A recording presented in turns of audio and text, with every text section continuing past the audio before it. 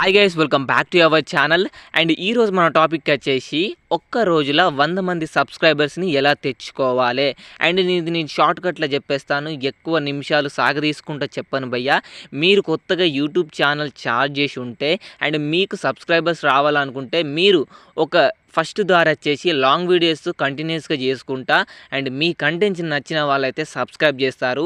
And ఈ విధంగా అయితే మీరు రెగ్యులర్గా చాలా వీడియోస్ చేయిస్తే అండ్ మీ కంటెంట్ నచ్చితే సబ్స్క్రైబర్స్ అయితే వస్తారు.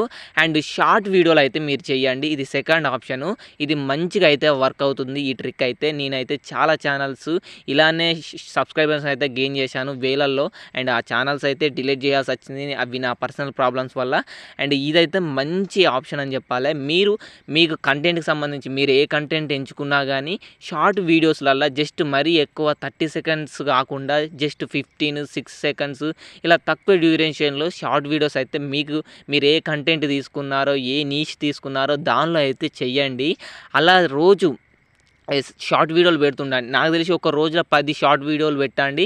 అండ్ మీరు ఖచ్చితంగా మంచిగా దాన్ని సింపుల్గా వ్యూవర్స్కి అర్థమయ్యేటట్టు చెప్పి ఎడిట్ చేసి అండ్ సింపుల్గా పెట్టారనుకో, ఖచ్చితంగా ఒక్క షార్ట్ వీడియోకు 10, 15, 20 సబ్స్క్రైబర్స్ వస్తారు. అండ్ వ్యూస్ వచ్చేసి ఒక్క short video 1K, 2K, 3K కూడా వెళ్తుంది. అండ్ అలా మీరు సబ్స్క్రైబర్స్ని అయితే గెయిన్ చేసుకోవచ్చు. అండ్ మీరు ఇక్కడ 2 దారులు కూడా చేయొచ్చు. ఒకవేళ మీకు సబ్స్క్రైబర్సే కావాలంటే మిగతా కంటెంట్ చేయండి. లైక్ మూవీ అప్డేట్స్ చేసే వాళ్ళకైతే తొందరగా అయితే సబ్స్క్రైబర్స్ వస్తారు, గూగుల్ ఇమేజెస్ యూజ్ చేసి వాయిస్ ఓవర్ ఇచ్చి. అండ్ కానీ దానికి మానిటైజేషన్ అయితే కాదు. అండ్ మీరు ఏంటంటే ఇలా కాపీరైట్ అయితే ఏం రాదు, కానీ ఇలా మీకు సబ్స్క్రైబర్స్ కావాలనుకుంటే ఈ విధంగా దీన్ని యూజ్ చేసుకోవచ్చు.